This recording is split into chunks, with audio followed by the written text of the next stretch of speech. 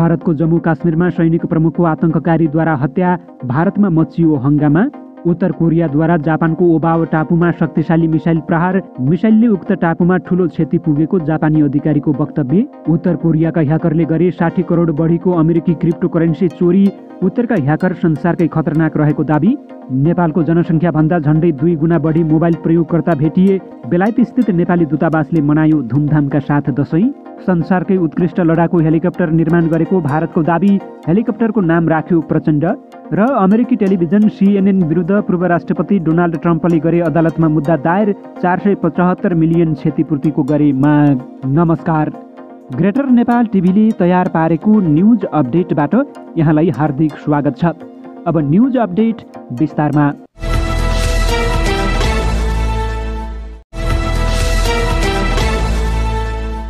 भारतको जम्मू काश्मीरमा DG jail अर्थात् director general from prisons Hemant लोहियाको घाँटी रेटेर हत्या भएको छ।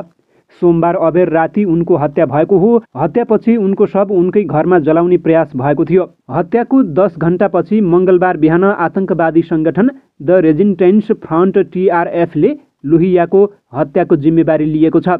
TRF ले सामाजिक सञ्जाल मार्फत यसको जानकारी दिएको हो। TRF लस्करसँग जोडिएको आतंकवादी संगठन हो। घटनापछि उनका नोकर यासिर फरार रहेका छन्। खोजी जारी रहेको प्रहरीले जनाएको छ। लोहिया जम्मूको बाहिरी इलाका उदयवाडामा रहँदै आएका थिए। उनी सन् 1992 ब्याजका IPS अधिकारी थिए। उनलाई गत अगस्तमा डिजी जेलका रूपमा तैनाथ गरिएको थियो। मिडिया रिपोर्ट अनुसार यासिरले नै उनीमाथि आक्रमण गरेको थियो। केचप ससको बोतलले घाँटीमा प्रहार गरिएको समाचार एजेन्सीहरूले जनाएका छन्। उत्तर कोरियाले जापानमा मिसाइल प्रहार गरेको छ। आणविक हतियार भएको उत्तर कोरियाले जापानमाथि मध्यम दूरीको मिसाइल प्रहार गरेको हो। यसअघि सन् 2017मा पनि उत्तर कोरियाले जापानमाथि मिसाइल प्रहार गरेको थियो। उत्तर कोरियाले जापानको होक्काइडो क्षेत्रमा मिसाइल प्रहार गरेको हो। जापान सरकारले यस क्षेत्रका मानिसलाई सुरक्षित स्थानमा जान निर्देशन दिएको छ। मिसाइल प्रहार भएको क्षेत्रका केही रेल सेवा तत्कालका लागि स्थगित गरिएको छ। मिसाइल प्रशान्त महासागरमा खसे पनि त्यसको असर जापानी भूमिमा देखिने सम्भावना रहेको अन्तर्राष्ट्रिय सञ्चार माध्यमले जनाएका छन्। जापानका प्रधानमन्त्री फुमियो किसिदाले उत्तर कोरियाले हिंस्रक व्यवहार गरेको प्रतिक्रिया दिएका छन्। उत्तर कोरियाको मिसाइल आएपछि जापानले सुरक्षा परिषदको बैठक समेत बोलाएको छ। जापान, अमेरिका र दक्षिण कोरियाले गत साता त्रिपक्षीय सैन्य अभ्यास गरेका थिए। उत्तर कोरियाले यसको जवाफमा मिसाइल प्रहार गरेको आशंका गरिएको छ। पछिल्लो एक हप्तामा उत्तर कोरियाले 5 वटा मिसाइल प्रक्षेपण गरेको छ। उत्तर कोरियाका ह्याकरहरूले 60 करोड डलर बराबरको क्रिप्टोकरेन्सी चोरी गर्न सफल भएका छन्।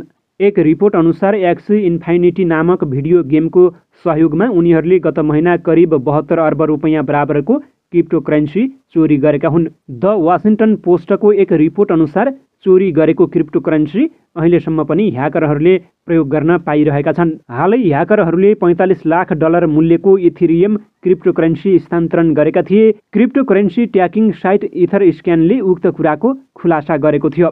त्यसअघि अमेरिकाको अर्थ मन्त्रालयले चोरी गरिएको क्रिप्टोकरेन्सी फ्रिज गर्ने प्रयास गरेको थियो, जसमा उक्त साइबर हमलामा प्रयोग गरिएको डिजिटल वालेट ग्रुपमाथि प्रतिबन्ध लगाएको थियो। अमेरिकी अर्थ मन्त्रालयका अनुसार उक्त क्रिप्टोकरेन्सी चोरीमा लाजर्स ग्रुप नामक उत्तर कोरियाली ह्याकर समूहको हात रहेको छ। उक्त ह्याकर समूहले सन् 2014मा सोनी पिक्चर्स कम्पनीमाथि साइबर आक्रमण गरेको थियो। ब्लकचेन एनालिटिक्स कम्पनी इलिप्टिकका अनुसार साइबर अपराधले चोरी गरेको 10 करोड क्रिप्टोकरेन्सी हालसम्म निर्मलीकरण गरिसकेका छन्। उक्त ह्याकर समूहसँग सम्बन्धित अन्य 3 ठेगानाहरूलाई पनि अमेरिकी सरकारले प्रतिबन्ध लगाएको छ। इन्टरनेसनल क्रिप्टो एक्सचेन्ज बिनान्सका अनुसार ह्याकरहरूले ट्रान्सफर गरेको 58 लाख डलरको क्रिप्टोकरेन्सीलाई उसले फ्रिज गरिदिएको छ। विश्लेषकहरूका अनुसार विश्वको क्रिप्टोकरेन्सीको अर्थतन्त्र निकै जोखिमयुक्त रहेको कुरा उत्तर कोरियाली ह्याकरहरूले पटक पटक पुष्टि गरिसकेका छन्। उनीहरूले क्रिप्टो इकोनोमीको कमजोर बिन्दु समाउने गरेका छन्। ह्याकरहरूले क्रिप्टो प्लेटफर्ममा रहेको कमजोरीको फाइदा उठाएर त्यस्तो टुलको प्रयोग गर्दछन् जसबाट ह्याक गरिएको क्रिप्टो मुद्राको ठेगाना अरूले पत्ता लगाउन गाह्रो पर्दछ। नेपालको जनसङ्ख्याभन्दा टेलिफोन प्रयोगकर्ता झन्डै दोब्बर पुगेको छ। अघिल्लो आर्थिक वर्षसम्म 4 करोड 17 लाख टेलिफोन प्रयोगकर्ता पुगेका हुन्। नेपाल दूरसञ्चार प्राधिकरणको तथ्याङ्क अनुसार टेलिफोन अपरेटिङमा ल्यान्डलाइन भने लोपन्मुख हुने चरणमा पुगेको छ। मोबाइलले नेपालको मार्केट सेयरमा 98% हिस्सा ओगटेको छ। 8,14,000 ल्यान्डलाइन प्रयोगकर्ता छन् भने 4 करोड 88 लाख मोबाइल सिम प्रयोगकर्ता छन्। टेलिफोन प्रयोगकर्तामध्ये सबैभन्दा धेरै नेपाल टेलिकमका छन्। नेपाल टेलिकमको 2 करोड 25 लाख जनसङ्ख्याले फोन प्रयोग गर्दै आएका छन्, जसमा 8,14,000 ल्यान्डलाइन प्रयोगकर्ता छन्। त्यस्तै एनसेलका जीएसएम प्रयोगकर्ता मात्रै 1 करोड 68 लाख रहेका छन्। स्मार्ट सेलका 23,75,000 मात्रै ग्राहक छन्। टेलिफोन प्रयोगकर्तामा नेपाल टेलिकमको 53.98% हिस्सा रहेको छ भने एनसेलको 40.32% रहेको छ। स्मार्ट सेलले 5.69% बजारको हिस्सा लिएको छ। प्रयोगकर्तामध्ये 1 करोड 13 लाख 3G प्रयोगकर्ता रहेका छन् भने 1 करोड 84 लाख 4G प्रयोगकर्ता रहेका छन्। नेपाल दूरसञ्चार कम्पनीका 2 करोड 10 लाख, एनसेलका 88 लाख 52,000 र स्मार्ट सेलका 1,52,000 ब्रोडब्यान्ड प्रयोगकर्ता रहेका छन्। भारतले हालै निर्माण गरेको हलुका लडाकु हेलिकप्टरको नाम प्रचण्ड राखेको छ। हिन्दुस्तान एरोनोटिक्स लिमिटेडले निर्माण गरेको हेलिकप्टरमा 45% सामान स्वदेशकै प्रयोग गरिएको बताइएको छ। सोमबार उक्त हेलिकप्टरको भिडियो ट्विटरमा राख्दै भारतीय रक्षा मन्त्री राजनाथ सिंहले लेखेका छन्, नाम हो प्रचण्ड। यो हेलिकप्टरले स्थल र वायुसेना दुवैको आवश्यकता पूर्ति गर्ने रक्षा मन्त्री सिंहले बताएका छन्। 2 इन्जिन युक्त उक्त हेलिकप्टरलाई सोमबार नै औपचारिक रूपमा भारतीय वायुसेनामा सामेल गरिएको छ। यस्ता थप 6 वटा हेलिकप्टर आगामी सन् 2023 को 31 मार्चसम्म भारतीय वायुसेनालाई उपलब्ध गराउने लक्ष्य राखिएको छ। भारतीय वायुसेनाका अध्यक्ष एयर चिफ मार्शल विवेक राम चौधरीले उक्त हेलिकप्टर अन्तर्राष्ट्रिय स्तरमा उपलब्ध लडाकु हेलिकप्टर सरह रहेको बताएका छन्। अमेरिकी पूर्व राष्ट्रपति डोनाल्ड ट्रम्पले सोमबार CNN-माथि मुद्दा हालेका छन्। CNN नेटवर्कले उनलाई बदनाम गरेको भन्दै $475 मिलियन क्षतिपूर्तिको माग समेत गरेका छन्। आफ्नो व्यापार र राजनीतिक करियरको दौडान ट्रम्पले बारम्बार मिडिया सङ्गठनहरूलाई समाचार कभरेजमा मुद्दा हाल्ने धम्की दिएका छन्, जुन उनी अनुचित वा अनादरपूर्ण ठान्छन्। यद्यपि उनले बिरलै पछ्याए पनि मिडियामा उनको आक्रमण उनको राजनीतिक सन्देशको मुख्य आधार बन्यो र प्राय यस वर्षको मध्यावधि चुनावको लागि कोष उठाउने बिन्तीहरूमा उद्धृत गरिएको छ। सन् 2020 मा उनको पुनः चुनाव अभियानले द न्युयोर्क टाइम्स र द वाशिङ्टन पोस्टलाई अमेरिकी चुनावमा रुसी हस्तक्षेपसँग ट्रम्पलाई जोड्ने राय लेखकहरूले लेखेको आधारमा मुद्दा हालिएको थियो। टाइम्स विरुद्ध उनको मुद्दा खारिजी गरियो। पोस्ट सम्बन्धी मुद्दा विचाराधीन रहेको छ। CNN विरुद्ध ट्रम्पको उजुरी पोर्ट लाउडरडेल फलाको अमेरिकी जिल्ला अदालतमा दायर गरिएको थियो। मुकदमाले मानववाद र निन्दाको रूपमा निरुत्साहित अभियानको आरोप लगाउँछ, जुन ट्रम्पले दाबी गरेका छन्।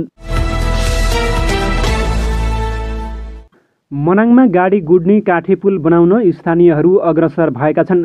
ठेकेदारले समयमा काम नगरेपछि काठको पुल हालेर आवत जावत गर्न परेको हो। मनाङको नासो गाउँपालिका सदरमुकामबाट थोन्चे हुँदै तिल्चे र विभिन्न गाउँ जान दुधखोलामा काठे पुल बनाइएको छ।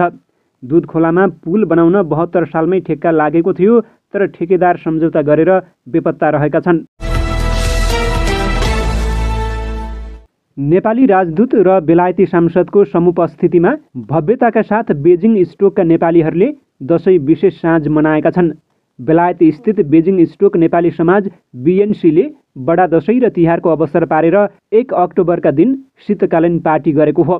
बेजिङ स्टोकमा बसोबास गर्ने नेपालीहरूको सहभागिता रहेको उक्त भव्य समारोहको प्रमुख अतिथि एवं बेलायतका लागि नेपाली राजदूत महामहिम ज्ञानचन्द्र आचार्य र समाजका अध्यक्ष ओम गुरुङले नेपाली परम्परा अनुसार पानसमा बत्ती बालेर कार्यक्रमको संयुक्त रूपमा उद्घाटन गरेका थिए। 2 चरणमा विभाजित BNC शीतकालीन पार्टीमा सांस्कृतिक कार्यक्रमलाई संयोजन गरिएको थियो। समारोहको विशेष अतिथिमा बेलायतकी सांसद मारिया मिलर रहेकी थिइन्। मन्तव्यका क्रममा विशेष अतिथि मिलरले बेजिङ स्टोक नेपाली समाजद्वारा आयोजित कार्यक्रममा उपस्थित हुन पाउँदा अत्यन्त खुसी लागेको बताउँदै आयोजक समाजलाई धन्यवाद दिएकी थिइन्। प्रमुख आतिथ्यता गरेका नेपाली राजदूत महामहिम ज्ञानचन्द्र आचार्यले बेजिङ स्टोकमा रहँदै आएका नेपालीहरूको एकता, समाजसेवा र सामुदायिक भावनाबाट अत्यन्तै प्रभावित भएको बताएका छन्।